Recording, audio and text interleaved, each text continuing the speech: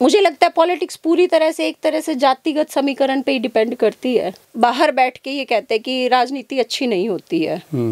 मैं और मेरे हस्बैंड दोनों हम यूनिवर्सिटी कॉलेज में इकट्ठे पढ़ते थे। तो 3 साल आप लोगों का अफेयर चला, तो आपने कास्ट का बैरियर तोड़ के और एक अच्छा एग्जाम्पल देने की कोशिश की। सामाजिक समरसता का एग्जाम्पल है वो मैंने दिया है। अब राजनीति है, कई तरह के समीकरण होते हैं, पार्टी नेतृत्व में बहुत से लोग बैठे हैं, भाई वो देखते हैं कि भाई किसको किस तरीके से आगे करना है। शायद मेरे भाग्य में लिखा हुआ था, मैंने कभी सोचा नहीं था कि मैं राजनीति में आऊंगी। रिजर्व है और चमारों की लड़की है, उन्होंने स्पेसिफिकली कहा। दी हरियाणा टॉक्स में आज हमारे गेस्ट हैं सुमिता भाटिया, जो भाजपा की नेत्री है और इससे पहले सामाजिक कार्यों में काफ़ी सक्रिय रही है। तो मैडम आज आपका स्वागत है। थैंक यू जी, थैंक यू सो मच। अच्छा मैडम, आप राजनीति में कैसे आए? राजनीति में मैं कहूँगी कि शायद मेरे भाग्य में लिखा हुआ था, मैंने कभी सोचा नहीं था कि मैं राजनीति में आऊँगी, क्योंकि बेसिकली मेरा प्रोफेशन टीचिंग रहा है और मैं केमिस्ट्री की लेक्चरर रही हूँ। मैंने 12 साल बच्चों को टीच भी किया है। अच्छा, आप टीचर रहे हैं? जी जी। और साथ साथ हम सोशल वर्क करते रहते थे अलग अलग तरीके के। तो कई बार ये होता था कि भाई कुछ टाइप के काम ऐसे होते थे जिसमें हमें प्रशासनिक अधिकारियों की ज़रूरत पड़ती थी, उनका सहयोग चाहिए होता था। हमें किसी को बोलना पड़ता था कि भाई प्लीज़ आप उनको बोल दीजिए, ऐसा कर दें। तो फिर थोड़ा मेरे हस्बैंड का मैं को ज़्यादा क्रेडिट दूंगी इस चीज़ का कि पॉलिटिक्स में लाने का सारा श्रेय उन्हें जाता है। अच्छा। हाँ, क्योंकि वो ये कहते थे कि भाई हम लोग बाहर बैठ के ये कहते हैं कि राजनीति अच्छी नहीं होती है, लेकिन उसमें अच्छे लोगों का आना भी ज़रूरी है। जब तक अच्छे लोग नहीं आएंगे उसमें सुधार कैसे होगा? और पढ़े लिखे लोगों का आना स्पेशली राजनीति में ज़रूरी है। मैडम आपका मायका कहाँ है और शादी यहाँ रोहतक में हुई? तो वो सब। मेरा मायका एक्चुअली, मैं बोर गाँव की बेटी हूँ। अच्छा, ये हाँ जी, बोर गाँव की बेटी हूँ। और मेरे फादर साहब जो हैं वो SBI में मैनेजर थे, लेकिन मेरी परवरिश जो है वो रोहतक में ही हुई है। और ससुराल मेरी वैसे कलोई हल्के में ही पड़ती है, ससुराल भी मुंगाण गांव है। अच्छा, मुंगाण गांव है। हाँ जी, लेकिन ये लोग भी शुरू से, क्योंकि मेरे फादर इन लॉ जो हैं वो भी PWD में थे, गवर्नमेंट एम्प्लॉय थे, तो इनकी भी यहीं पे हुई है परवरिश, तो इस वजह से यहीं पे रिहाइश। तो आपकी इंटरकास्ट है मैम? जी, इंटरकास्ट मैरिज। तो कैसे मिलना हुआ? एक्चुअली मैं और मेरे हस्बैंड दोनों हम यूनिवर्सिटी कॉलेज में इकट्ठे पढ़ते थे। अच्छा। हाँ जी। ये कौन से टाइम की बात होगी? ये हमारी है 2001 की बात है ये। हाँ जी, 2001 की बात है। तो मैं BSc कर रही थी, वो BA ऑनर्स कर रहे थे, तो वहाँ पे हमारी मुलाकात हुई थी। और उसके बाद 2004 में हमारी मैरिज हुई थी। 2001 में मिले और 2004 में शादी हुई। तो 3 साल आप लोगों का अफेयर चला? हाँ, मतलब मिलना जुलना था उस टाइम पे, तो इतना ओपनली नहीं था सब कुछ। ठीक है, हमारे विचार मिले, ना ही इन्हें कास्ट से कोई प्रॉब्लम थी ना मैं हमेशा से ये रही हूँ भाई कास्ट सिस्टम से थोड़ा ऊपर उठ करके। तो कभी आपको इंटरकास्ट मैरिज की तो कोई दिक्कत आई किसी ने, दोनों परिवारों में? कभी नहीं, शुरू में तो थी प्रॉब्लम, ऑब्वियस सी बात है। देखिए, क्योंकि माहौल ऐसा है, आज भी बहुत से फैमिली ऐसे हैं जो इस चीज़ को कहते हैं कि भाई नहीं, अपनी कास्ट में ही देखना चाहिए। और उस टाइम भी थी ये प्रॉब्लम, लेकिन मेरे फैमिली भी एजुकेटेड थी और इधर से मेरे पतिदेव की फैमिली भी ठीक थी, सपोर्टिव थी, तो हमने उन्हें समझाया तो वो समझ गए। तो आपने कास्ट का बैरियर तोड़ के और एक अच्छा एग्जांपल देने की कोशिश की। सामाजिक समरसता का एग्जांपल है वो मैंने दिया है। जी जी। और मैं ये बताना चाहूँगी कि आपको कि मेरी जो रियल भाभी है, मेरे से हम जैसे 4 बहन भाई हैं, तो मेरे छोटे भाई की वाइफ वो पंजाबी कम्युनिटी से है। अच्छा जी। तो पूरा एक हमारा फैमिली जो है सामाजिक समरसता का बड़ा उदाहरण है। ये तो बहुत बड़ी बात है, क्योंकि आज के टाइम में तो काफी, हालांकि जब आपने शादी की उस टाइम पे थोड़ा सा और भी ज्यादा बाउंडेशन थी, अब तो फिर भी इन चीजों से अभी उनकी मैरिज को भी 5-6 साल हो चुके हैं। जी जी। और भगवान की दया से बहुत बढ़िया नेचर है भाभी की भी, अच्छा परिवार उन्होंने सेट किया हुआ है, घर में सब कुछ बढ़िया। तो टीच आपने कहाँ पे किया, कौन से कॉलेज में? मैंने भारतीय कन्या senior secondary school government aided है, उसमें टीच किया जी। तो फिर एकदम से जॉब छोड़ने का निर्णय? हाँ, एक्चुअली 2018 में चुनाव लड़ा था मैंने निर्दलीय यहाँ से पार्षद का, रिजर्व सीट हो गई वैसे तो आप भाजपा की टिकट मांग रहे थे? मांग रही थी मैं, लेकिन लास्ट टाइम पे मुझे नहीं मिल पाई टिकट, वो सुरेश किराड़ जी को दी गई। जी जी। और वही आपका बनता क्या 5 और 6 कौन सा वार्ड है? हाँ वो 6 वार्ड है, रिजर्व ही था, लेकिन अब वो 7 वार्ड बन गए, जनरल हो गया है। अच्छा अब जनरल? हाँ अब जनरल हो गया है। तो तब मैंने निर्दलीय फाइट किया था। वो भी एक डिसीजन जो था वो परिवार का और मेरे जो आस पड़ोस की सोसाइटी थी उनका डिसीजन था। लेकिन फिर मैं ना भी लड़ती चुनाव, लेकिन उन लोगों का प्रेशर था मुझ पे कि भाई नहीं, आप अगर आगे आए हो तो आपको लड़ना पड़ेगा। तो अभी आपने विधानसभा कलानौर से भी टिकट मांगी जी थी? मैंने कहा था, टिकट के लिए मांगी थी मैंने। तो कहाँ दिक्कत आई आपको, क्यों नहीं मिल पाई? आपको क्या लगता है कि क्यों नहीं मिली? देखिए अब राजनीति है, कई तरह के समीकरण होते हैं, पार्टी नेतृत्व में बहुत से लोग बैठे हैं, भाई वो देखते हैं कि भाई किसको किस तरीके से आगे करना है, कौन सीट निकाल सकता है, कौन नहीं निकाल सकता। कई बातें होती हैं, हमें पता भी नहीं होती हैं कई बातें तो इस तरीके की। तो उन्हें लगा कि मैं सुटेबल नहीं हूँ उस सीट के लिए, वो सुटेबल हैं, तो उन्होंने उनको दे दी। लेकिन बीजेपी को नहीं छोड़ा आपने? हाँ नहीं, मैंने टिकट मिली या ना पार्टी को मिली? मैंने बीजेपी में ही आई थी मैं, और बीजेपी में ही हूँ और इसी में ही रहूंगी। अच्छा बीजेपी को नहीं छोड़ूंगी। राजनीति थोड़ा मैं लॉयल हूँ, मैं जिसके साथ हूँ ना मैं लॉयल हूँ उसके साथ। नहीं, राजनीति में तो वैसे भी लॉयल्टी काफी काम आती है, आज नहीं तो कल, कल नहीं तो परसों। जी जी। तो अभी आप जैसे मेयर के लिए भी आपने बायोडाटा जमा करवाया पार्टी संगठन को, जी जी। तो क्या लगता है आपको? देखिए लगने का तो ये है कि मैं ये पार्टी के एक हितैषी होने के नाते मैं भी चाहती हूँ कि भाई रोहतक की हमारी मेयर की सीट आसानी से निकले, और उसमें कई पॉजिटिव पॉइंट्स हैं जो मेरे पास हैं। जैसे सबसे बड़ा तो मैं कहूँगी कि भाई हम बीजेपी जो है ये बोहर वाली बेल्ट है, जो जाट बेल्ट कह सकते हैं, हम यहाँ से नॉर्मली हारती है। जी जी। ठीक है, और एक बेटी होने के नाते मुझे इन लोगों का आशीर्वाद मिलेगा। तो आपके तो किलोई हल्का भी आ जाएगा, रोहतक हल्का भी आ जाएगा और कलानौर भी, 3 हल्कों को आप। तो बोरगांव जो है अठगामे का बड़ा गांव है, और अठगामे के 4 गांव जो है, 4 में से 3 गांव जो है वो नगर निगम में आ रहे हैं। हाँ, बोहर, बलियाना और माजरा, खेड़ीसाद और अपना पहरावर। अच्छा, पहरावर भी है नगर निगम में, और यही गांव कलानौर के भी हैं जिनमें मैंने अच्छा काम किया हुआ है। जी जी। तो यहाँ पे मेरा अपना पर्सनल वोट बैंक भी है। जिन लोगों के साथ मैं पर्सनली जुड़ी हुई हूँ वो ये नहीं देखते कि भाई मैं किस पार्टी से हूँ, उन्हें ये लगता है कि हमारी बेटी है और हमारे काम आती है हमेशा। और मुझे लगता है कि अनुसूचित समाज से आप संबंध रखते हैं, शादी आपकी बीसी समाज में हुई है, तो ये भी आपको एक कास्टिज्म के हिसाब से जो जातीय समीकरण है। बिल्कुल बिल्कुल, ये भी है कि क्योंकि मुझे लगता है पॉलिटिक्स पूरी तरह से एक तरह से जातिगत समीकरण पे ही डिपेंड करती है। हाँ, चलती है अधिकतर तो यही देखा गया है कि भाई जातिगत समीकरण के हिसाब से टिकट दी जाती हैं और उसी हिसाब से वोट बैंक मिलता है आपको।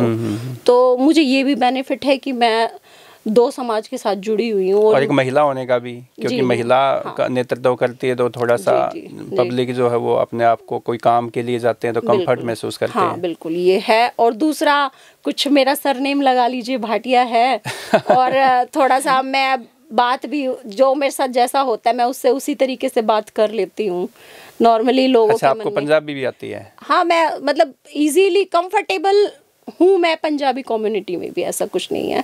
वो लोग मुझे मिलते हैं तो काफ़ी प्यार मिलता है। तो कोई आपको भाटिया पंजाबी समझता है, कोई आपको बैकवर्ड जांगड़ा की वजह से समझते हैं, तो कोई आपको हाँ कलानौर से। नहीं, इवन मैं आपको एक वो दूंगी, आपको एक वाक्य बताना चाहूँगी। खेड़ी साथ में मैं किसी के घर गई हुई थी बैठने के लिए, कोई एक्सपायर हो रखे थे, तो मेरे साथ जो गए थे वो जाट कम्युनिटी से थे हमारे। तो मैं निकल आई वहाँ बैठ करके, पीछे से गांव के लोगों ने उनसे पूछा भाई ये कौन थी ये लड़की, तो उन्होंने बताया भाई भाटिया है, सुमिता भाटिया है। अच्छा। और कलानौर से तैयारी कर रही है चुनाव की।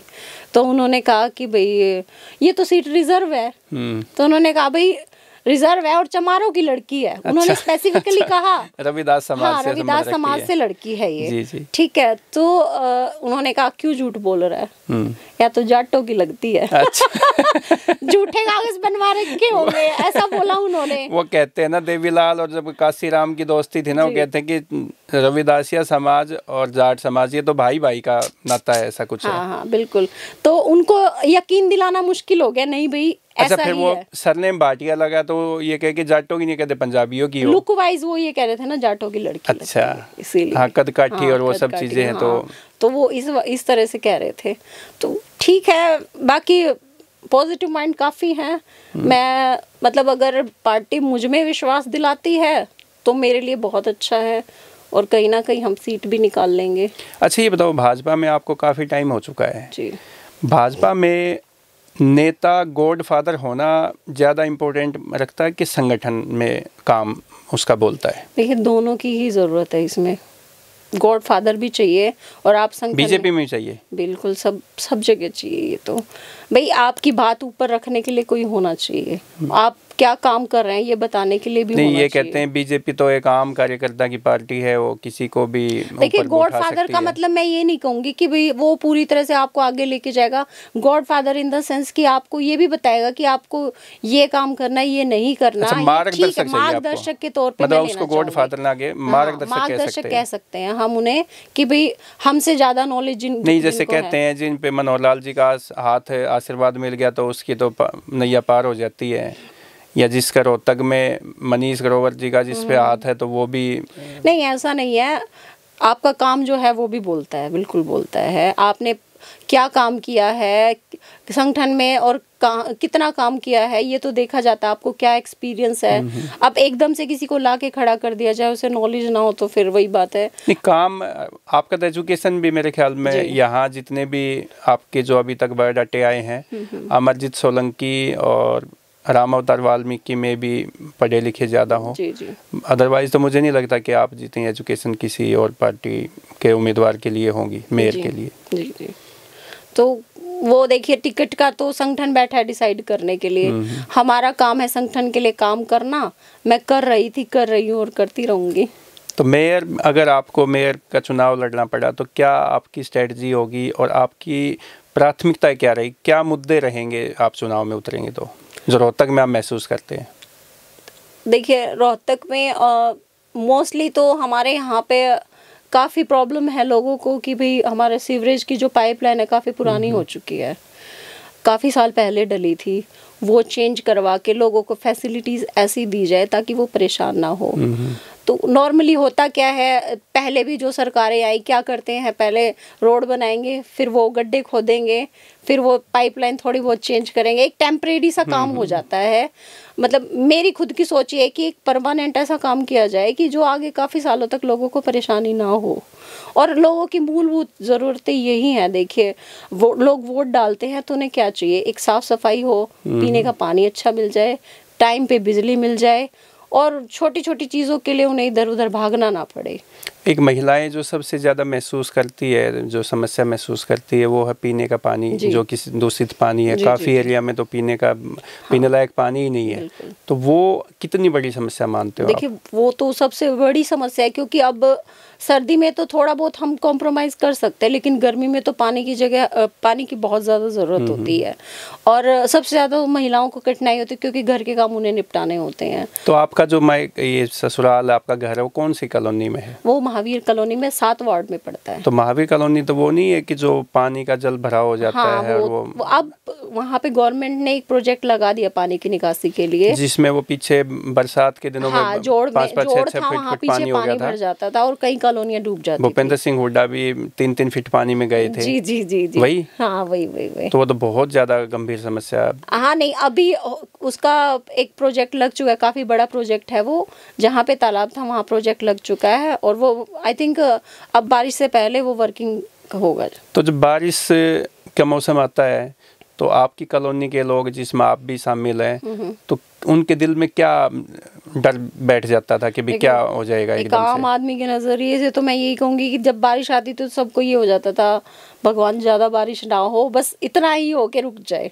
क्योंकि निकासी जोड़ में ही होती थी नॉर्मली पानी के। घरों में भी कई फीट पानी घरों में भी काफी कई फीट फर्नीचर भी खराब हो गया, काफी बहुत सारी चीजें लोगों की खराब हो गई, उन्हें काफी नुकसान उठाना आपके घर में कभी पानी घुसा है? हाँ काफी बार। कब?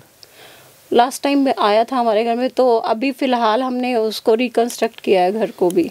तो जब पानी भर जाता था, जब आप सरकार को कोसते थे या किसको कोसते थे? नहीं, कोसना तो क्या है, अब कहीं ना कहीं कमी हमारी भी थी कि भाई घर काफी पुराना होता है हो ना गया कि आदमी के जब कभी नुकसान हो जाता है तो इस सरकार ने तो ये बेड़ा गर्क कर दिया, ऐसा कुछ नहीं कहता। तो देखिए बारिश है, वो तो वही कहते हैं ना, भगवान की मर्जी बारिश है। तो, लेकिन आपके सामने स्थिति ये थी कि आप भाजपा में है, भाजपा की सरकार है, तो आप कोस भी नहीं सकते। नहीं, उसमें मैं भाजपा को तो क्या कहूंगी। अब ये था कि हम उस टाइम तो ये कहते थे भगवान बस करो, अब इससे ज्यादा बरसात ना हो तो बेहतर है। ज्यादा ही दिक्कत होगी तो अधिकारियों तो को दोषी ठहरा देते थे। अधिकारियों को हम इतना नहीं, हमें मिल जाता था। जैसे मनमोहन गोयल जी थे उस टाइम पे मेयर, तो पानी की निकासी के लिए मोटर वगैरह का अरेंजमेंट वो कर देते थे।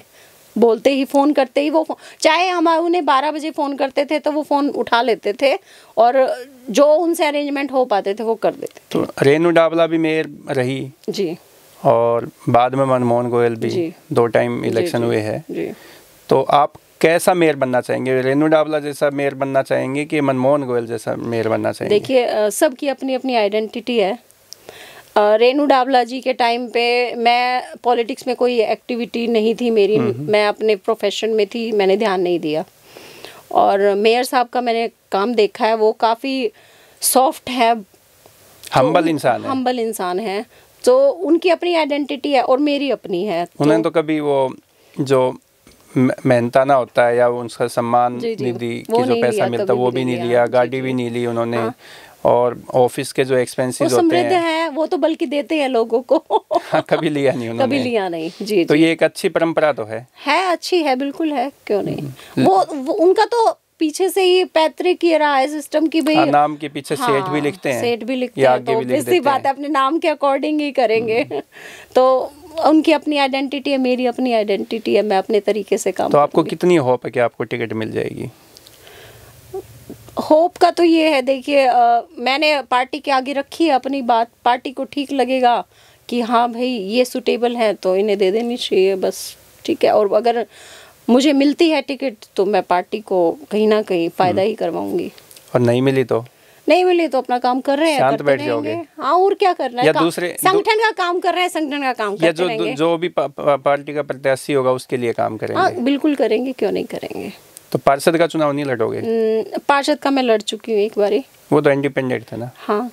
तो अब अगर बाई चांस मेयर की टिकट नहीं मिली तो? कोई खास इच्छा नहीं है पार्षद का चुनाव लड़ने की। विधायक बनने की इच्छा तो है? विधायक भी इसीलिए बनना चाहती हूँ क्योंकि मैं काम करना चाहती हूँ लोगों के लिए।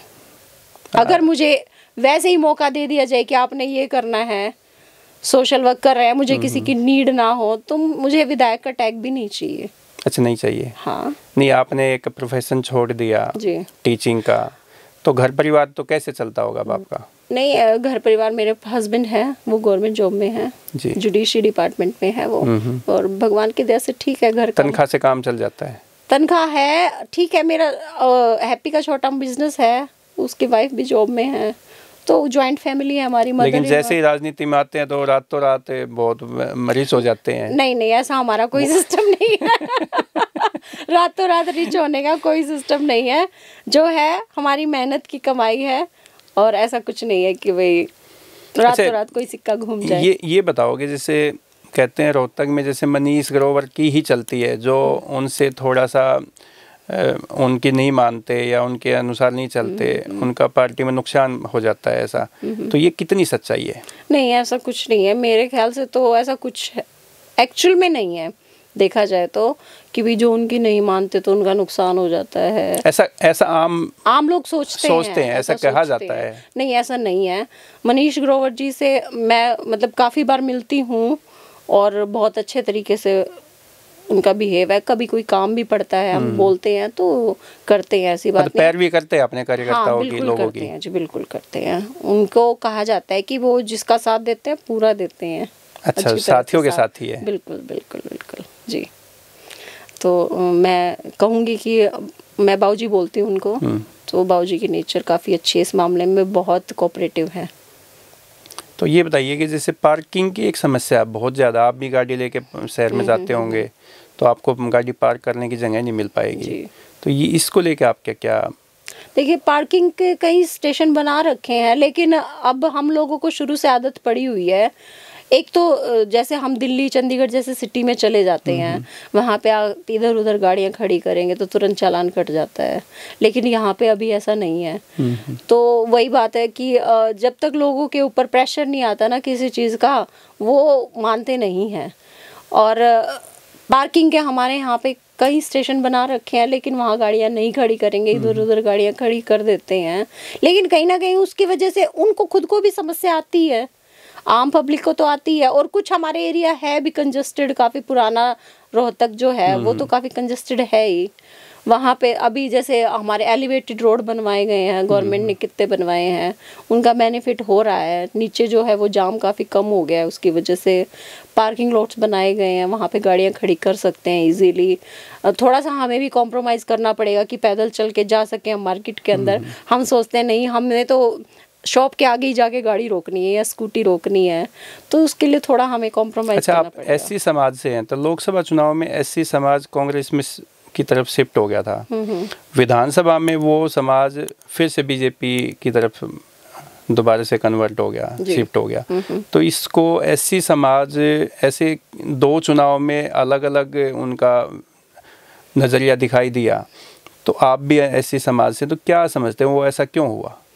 लोकसभा के टाइम पे एक लोगों में रूमर सा फैला दिया गया था, भाई अगर बीजेपी आती है तो संविधान बदल देगी। तो और पूरी तरह से हम लोगों को कन्विंस नहीं कर पाए, नहीं ऐसा नहीं है, ये झूठ है। जिस तरह से एडिट करके वीडियोस वगैरह वायरल की गई हैं, तो उसमें थोड़ा सा हमारी तरफ से ये कमी रहेगी कि हम उन्हें समझा नहीं पाए। लेकिन हम ये नहीं कह सकते पूरी तरह से, कुछ 1% वोट जो है वो हमसे छिटक गया था, लेकिन विधानसभा के टाइम पे वो पूरा वोट हमें फिर से मिला, लोगों को समझ आ गया। विधानसभा चुनाव से पहले जो एससी समाज का जो वर्गीकरण किया, मुझे लगता है कि वो जो वर्गीकरण है उससे एक एससी समाज में भी जैसे अलग अलग जातियां हैं, तो वो जो एक रविदासिया समाज है जिससे आप बिलोंग करते हैं, एक जो दूसरी जाति आती है एससी समाज में, उनमें डिवाइड हो गया और वो कन्वर्ट हो गया, ऐसा कुछ है क्या? नहीं, मैं ऐसा तो नहीं कहूँगी कन्वर्ट हो गया। जो बीजेपी के सपोर्टर्स हैं, जो बीजेपी से बेनिफिट ले रहे हैं, लोगों को इतने सारे बेनिफिट्स मिले हैं इस सरकार में, चाहे वो सेंटर से स्टेट से मिला के कह लीजिए, तो वो ऐसा नहीं हुआ कि भाई वो वोट बैंक छिटक गया। उन्होंने तो अब विधानसभा में आप देख लीजिए, आखिरी तक यही था कि कांग्रेस की सरकार आ रही है। तो आप लोगों को लगता था? नहीं, मुझे तो बिल्कुल नहीं लगता था। देखिए, सब आपके नेताओं को तो लगता था, बड़े बड़े हमारे नेताओं को लगता होगा, अगर अब उनको लग रहा था इसीलिए कईयों ने पार्टी छोड़ी, लेकिन फिर बाद में रिग्रेट भी किया। और रोहतक की सीट का क्या लग रहा था आपको? मुझे तो रोहतक की सीट भी लग रहा था हम इजीली निकाल लेंगे, क्योंकि हमने मेहनत की थी, लेकिन नहीं बनी बात।